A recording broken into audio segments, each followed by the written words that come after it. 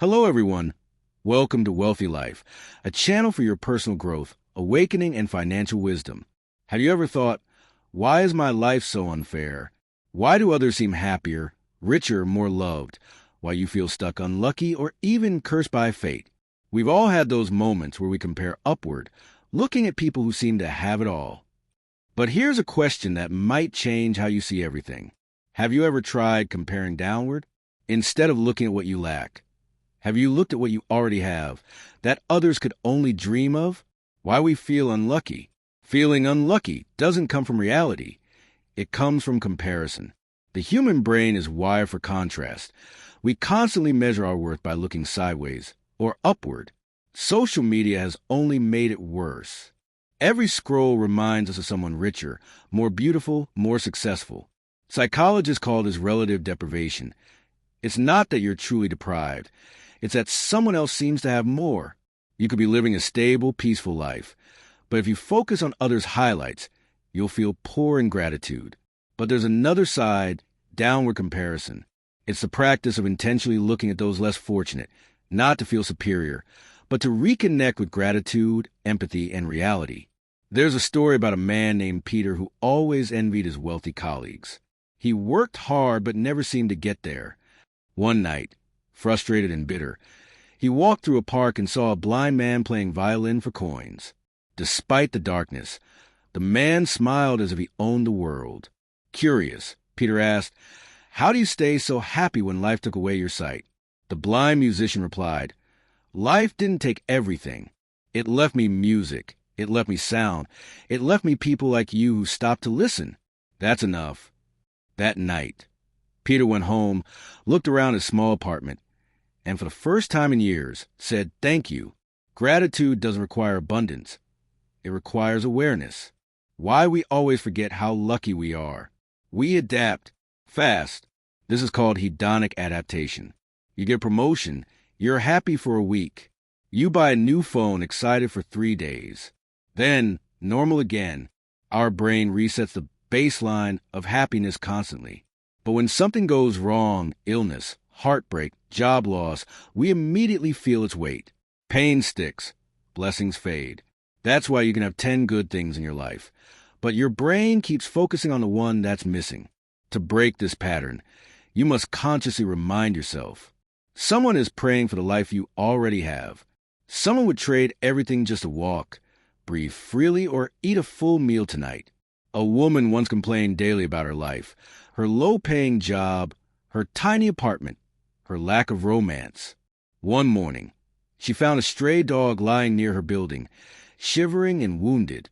She hesitated, but decided to take it to the vet. Weeks passed as she cared for the dog. It recovered, wagged its tail again, and followed her everywhere. Slowly, she realized something, but she stopped obsessing over what she didn't have and started giving love to someone who needed it. Her own emptiness faded.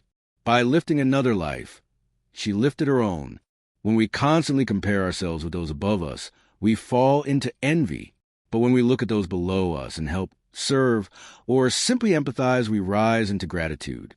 It's not about pitying others or glorifying suffering. It's about perspective. Gratitude doesn't mean denying pain. It means recognizing that pain exists alongside blessings. Every time you think, "Why me?" ask also, "Why not me?"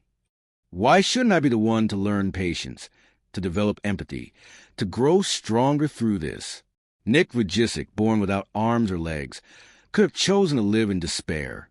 Instead, he became one of the most inspiring motivational speakers in the world. He once said, "If you can't get a miracle, become one." Nick travels globally, spreading hope, reminding others that their limitations are not curses, but calls to courage. When you see someone like Nick, your definition of unlucky changes forever. The Chinese proverb says, "When compared with those above, we fall short. Compared with those below, we have more than enough." It's not a call to complacency, but to gratitude. Ambition moves you forward. Gratitude keeps you grounded. Without gratitude, ambition turns toxic. You'll chase endlessly but never feel rich. In Man's Search for Meaning, Viktor Frankl, who survived Nazi concentration camps, wrote, When we are no longer able to change a situation, we are challenged to change ourselves. Even in the worst suffering, he found meaning, not by comparing with those who had more, but by realizing that the human spirit can't be taken away. That's the ultimate wealth, the freedom to choose your attitude. Next time you feel unlucky, try this. Visit a hospital, watch someone fight to breathe, and you'll thank your lungs. Feed a stray animal. You'll realize how powerful it feels to give even a little. Talk to an elderly person. They'll remind you that time, not money, is life's real treasure. Write a gratitude list. Every night, 3 things. Simple but life-changing. When you stop counting what's missing, life starts to feel abundant again. Remember this. Someone else's worst day is your ordinary day. That's not guilt, it's perspective. You don't need to see tragedy to feel lucky. You just need to see. We live in a culture that glorifies more money, more followers, more success. But true wealth isn't measured in possessions. It's measured in peace. When you stop racing others and start noticing your own blessings, the world softens. You stop asking, why me? And start saying, thank you. The mind that envies cannot be grateful. The mind that's grateful cannot feel unlucky. There's an old Buddhist tale about a man who complained to the Buddha about his endless problems. The Buddha handed him a mirror and said, look into this. What do you see? My face, said the man. Exactly. You see only yourself. Now turn the mirror around. The man looked at the wooden back. Nothing, he said. When you stop looking only at yourself, said Buddha, you'll start to see everything. Feeling unlucky isn't a curse. It's a signal. A signal that your focus is narrowed too tightly on lack and not enough on life. So widen your gaze. Step outside your story. Go see those who fight battles you've never had to face.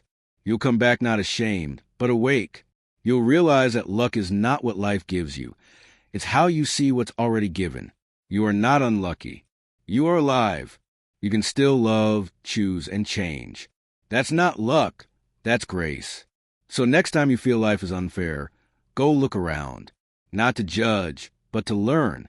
Because sometimes the fastest way to feel rich is to stop counting what's missing and start counting what remains. Don't forget to subscribe our channel, like and share the video. May you soon discover your true direction in life.